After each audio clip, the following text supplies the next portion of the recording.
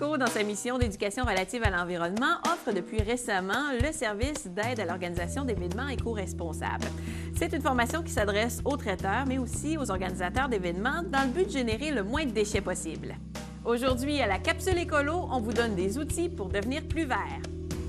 La formation éco-responsable, on voit qu'il y a de plus en plus de demandes dans l'industrie du tourisme, entre autres des congrès colloques. Alors, Rivière-du-Loup, avec l'Office du tourisme et des congrès, est bien positionné. Donc, il y a une tendance dans laquelle on veut embarquer, donc, entre autres, pour les congrès et colloques.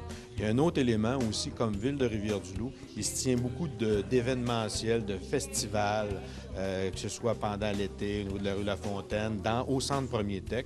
Et nous, on veut instaurer des mesures. Il y a déjà des mesures qu'on a mis en place. Alors, ce qu'on vient chercher, c'est des éléments pratiques, des moyens concrets pour justement améliorer tous les événements qui se passent sur le territoire de la ville de Rivière-du-Loup.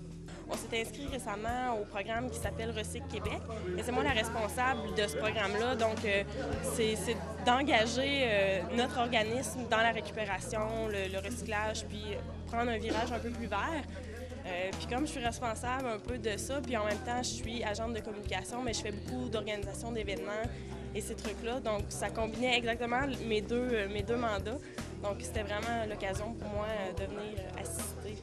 Notre mandat, c'est un peu aussi de conseiller nos membres qui sont tous dans le domaine du tourisme et qui ont à gérer des matières et à gérer des événements comme ça. C'est la grande tendance et c'est important que tout le monde suive la tendance. Alors nous, bien, si on peut en plus leur donner les bonnes informations ou en tout cas les diriger au moins vers les bons organismes, bien, c'est important d'être ici. Puis en plus, pour nous aussi, on en organise. On organise, entre autres, le gala des Grands Prix du tourisme. Et cette année, pour la première année, il y a un prix pour le tourisme durable. Alors, c'est intéressant de voir que ça va être maintenant un prix qui va être remis à chaque année. Donc, pour nous, c'est facile aussi. C'est plus facile de pouvoir évaluer les candidatures quand on a ce genre de formation-là ensuite, là. Dans les congrès, on a beaucoup de demandes de clients, des gens qui sont basés à Montréal ou à Québec et qui choisissent notre région pour tenir un événement ou un congrès, un colloque. Et ces gens-là choisissent de plus en plus des endroits qui font des actions vertes ou des endroits, des centres de congrès qui peuvent leur offrir un congrès vert entièrement. On en a eu 2 l'année dernière avec les Écoles vertes Brundtland et l'Association des clubs entrepreneurs et étudiants qui avaient des gens de la Belgique, des gens de l'Afrique. Et tous ces gens-là étaient bien contents de pouvoir avoir un endroit où il y avait des poubelles pour le recyclage, où il y avait tout ce qu'il faut là, pour leur événement, que ce soit éco-responsable. On a des clients qui le demandent et on a des clients qui l'exigent. Ça peut être même conditionnel à la signature d'un contrat, sinon les organisateurs peuvent choisir une autre ville.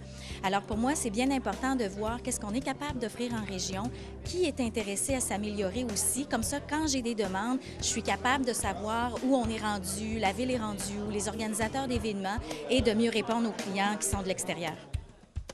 CoEco offre ses formations d'événements éco-responsables partout dans le KRTB. Mais peu importe où vous êtes au Québec, vous pouvez vous adresser au Réseau québécois des femmes en environnement, RQFE, puisqu'il y a des représentants partout dans la province.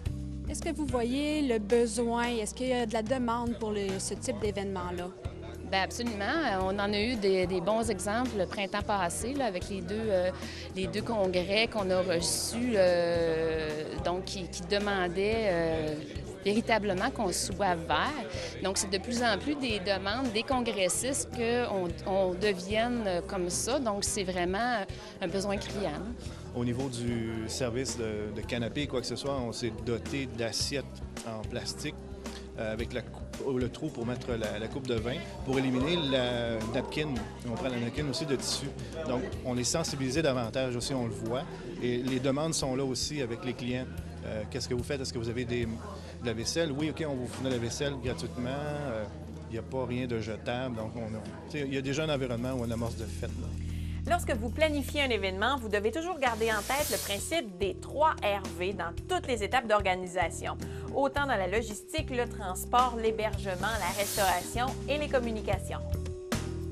Notre travail va être sur la récupération des déchets, recyclage et les déchets qui doivent aller au site d'enfouissement. Ça va être surtout là notre première étape de travailler, on travaille beaucoup avec la canette, s'assurer que les canettes, ils vont s'en aller à la bonne place. Les sacs, les verres de plastique, avant les verres de bière, c'était pas recyclable, mais à partir de cette année, je pense que même si c'est déjà commencé, ça va être des numéros 5. Avant, je pense que c'était des 6 ou je me suis plus trop, là.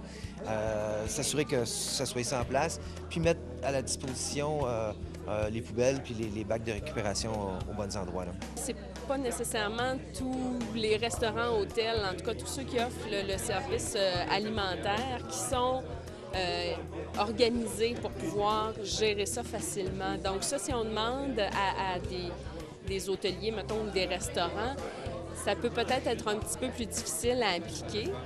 Par contre, eux aussi vont être sensibilisés, puis eux aussi vont devoir s'adapter. Donc je pense que si la demande vient de plus en plus souvent, bien, ils vont être obligés de s'adapter aussi. Puis je pense que c'est tout à leur avantage de s'adapter à cette nouvelle demande. La plupart des difficultés que rencontrent nos organisateurs d'événements sont la réticence au changement des acteurs impliqués, aussi le manque d'appui de la direction et certains problèmes techniques, comme par exemple un photocopieur qui n'imprime pas recto verso. Présentement, à date, je pense que c'est toute une question au niveau du coût. Des fois, c'est pas toujours évident au niveau si on va préconiser l'achat, exemple, de produits recyclables, exemple comme pour les fourchettes. Est-ce qu'il il faut pouvoir l'inclure dans le prix et vérifier aussi la capacité des gens à payer. Donc, qu'est-ce qu'on va prendre? Est-ce qu'on va y aller avec la matière métal? Exemple, si je prends exemple comme les ustensiles, on peut se procurer aussi en plastique. Je pense que c'est en maïs ou bien en canne à sucre. C'est recyclable, mais encore c'est une question de coût. Donc, qu'est-ce qu'on va faire? C'est ça qui est le plus difficile, je pense, c'est d'évaluer la capacité des gens à payer versus pour un produit recyclable. L'étape qui a été le plus difficile, c'est peut-être juste de faire un bilan d'ensemble de ce que ça doit impliquer au niveau investissement, au niveau aussi de nos gens. Parce qu'il faut aussi aller les chercher, aller voir eux autres, qu'est-ce qu'ils peuvent apporter à ce niveau-là et comment le faire en lien avec, pour que nos gens qui sont à l'interne, les employés, ce soit facile pour eux de faire le recyclage. Donc, aller chercher de l'information, les concerner aussi. C'est un peu tout ça, mais finalement, c'est pas si pire que ça. On pense des fois que c'est bien compliqué, mais c'est peut-être juste d'investir un petit peu de temps là-dedans, puis ça se fait très bien. Ce que je trouve le plus complexe et qui me semble le plus difficile à appliquer, c'est les gaz, les émissions zéro là, de gaz. Voyez-vous, je ne suis même pas capable de l'expliquer. Là, le carboneutre. Appliquer le carboneutre. Comment qu'on fait pour calculer notre trace écologique, puis notre empreinte écologique, puis comment on a fait de gaz à émissions à effet de serre, puis comment qu'on peut compenser. Ça m'apparaît du chinois. Et ce que je trouve un petit peu compliqué ici aussi pour notre région, c'est de faire du transport en commun parce qu'on n'a pas beaucoup. On en a un, mais peu utilisé. Et le covoiturage, on dirait que c'est pas encore entré dans notre mentalité. Moi, je connais 2 personnes qui étaient ici ce matin. J'aurais pu facilement dire, après avoir laissé ma fille à l'école, je m'en vais vous chercher. Je ne l'ai pas fait. Alors, effectivement, on a beaucoup d'améliorations à faire de ce côté-là aussi. Pour plus de détails concernant les événements éco-responsables, consultez le site Internet de Coeco ou rejoignez la ligne Info.